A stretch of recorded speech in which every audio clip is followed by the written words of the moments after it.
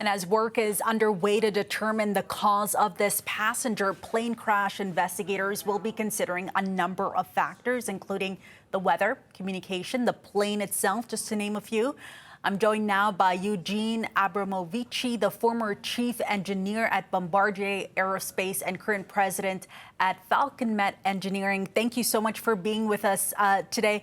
I want to start with terminology that we've been hearing during these briefings at Pearson Airport here. There's been a lot of talk about wind speed, for instance. Can you explain what crosswinds mean, what they are in the context of flying, and how it might impact a plane landing? The crosswinds is the wind was come laterally hitting the aircraft to the side instead of the front of the back. So that is one. This is the definition of that. The runways at most airports, the runways are positioned in different angles in such a way, allowing the airplanes to land in such a way as not be impacted by crosswinds. But I don't know really exactly what was exactly the crosswind at the airport yesterday. And as we've been seeing video, including this one here of this plane landing, this is preliminary. At the point of the plane landing, that's when we see flames and the plane turned on its back. Can you take us inside the cockpit here? When a pilot is landing an aircraft, what warning signs are available that communicate when it's safe or if it's dangerous to land, maybe because of the weather conditions or any other factors?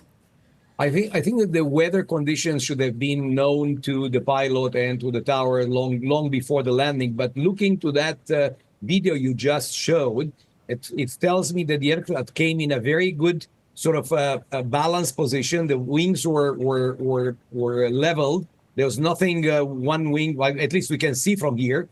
However, what I see here, he was very, the accident happened when he was probably extremely low. And from all the other reports I heard, that could have been a sudden wind shear or pressure from the top impacting aircraft on the runway. This was a very heavy landing, and probably due to this wind shear would suddenly appeared right in a very last moment before he, put the wheels on the ground.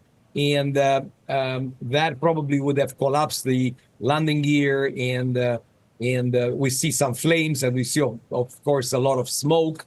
That is a video just recent. I haven't seen that before.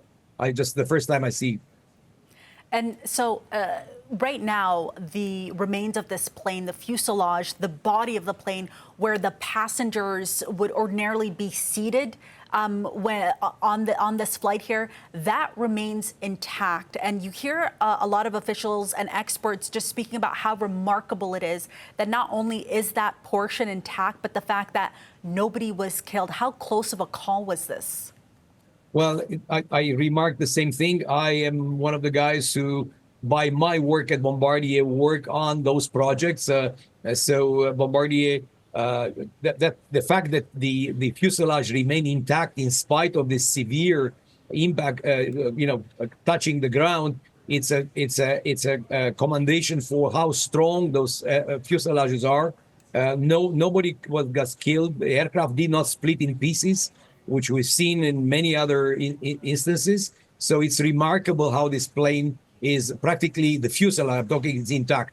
Of course, at least one of the wings is fractured. We see that in the video just you showed me before. But I want to emphasize that it's impressive how the fuselage took such impact and did not crack or split and protected all the people inside. My final question, because we've been talking about it during our interview here, the state of the airplane's wings here. What questions are you asking about that, and how could something like that happen where the wings are damaged to that point? There are all aircraft manufacturers are required to go to a severe certification program. And part of the certification program, there is a program, another program called damage tolerance, where all the aircraft are verified to how much damage can they tolerate. As a matter of fact, if people are curious, there are a bunch of videos on YouTube showing testing of the wing being being lifted up to quite a large distance before they snap.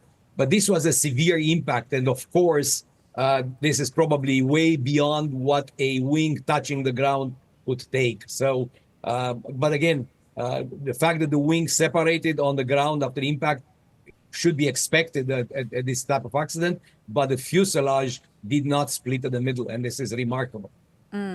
Again, the silver lining here. Eugen Abramovici, thank you so much for taking the time to speak with us. We appreciate it. It was a pleasure. I'll see you some other time.